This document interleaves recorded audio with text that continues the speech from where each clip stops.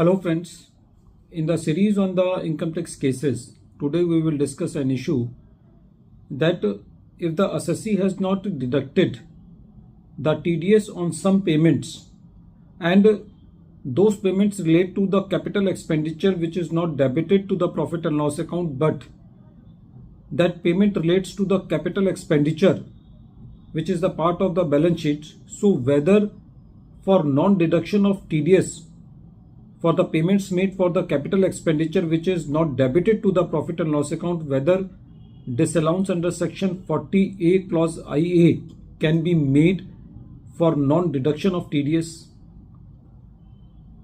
This issue has been taken up by Nagpur ITAT in the case of Raghav Agritech versus Income Tax Officer, and this case is reported in 127 ITR Tribunal at page number 71, and the date of the judgment is 18th November 2024. The present case relates to the assessment year 1920. In the present case, the assessee is involved in the business of manufacturing of all types of agriculture shed nets. During the previous year relevant to the assessment year 1920, the assessee has made some payment to a contractor towards the building construction which was capitalized into the balance sheet of the assessee. The assessee has not deducted TDS on that capital expenditure and which was reported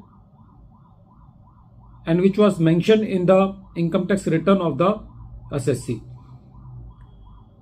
It was a fact of the case that capital expenditure was not claimed as a deduction under section 30 to 38, but it was also a fact that there was no TDS deducted on that payment. The CPC, while issuing the intimation to the assessee under section 143 subsection 1, disallowed 30% of that expenditure under section 40A clause IA. It was also a fact that the assessee has suo motu disallowed the 30% of the depreciation claimed on this capital expenditure on which the TDS was not deducted.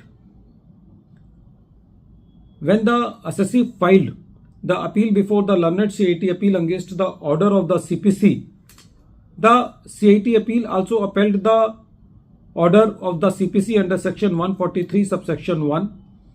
When the matter was before the tribunal said that in the present case, whatever the payment has been made by the assessee for making the building construction has not been debited to the profit and loss account under any of the section from 30 to 38.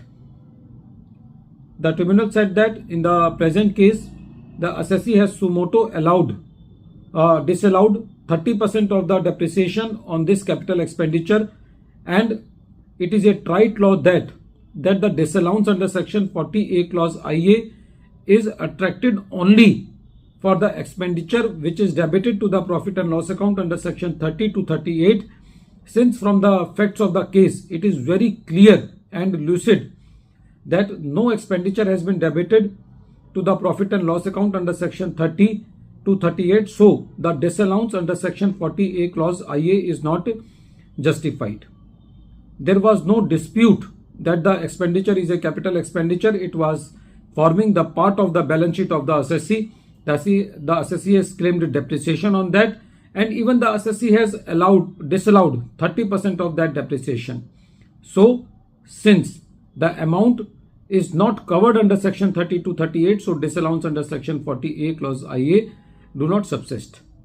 Friends, the case is very important, and this case is a perfect example that nowadays if the 50% litigation is going on in the income tax proceedings, the CPC is contributing at least 50% of that litigation, and for no reasons, and just because of the reason that some disallowances are being made on a debatable issue which is not the part and parcel of section 143 subsection 1.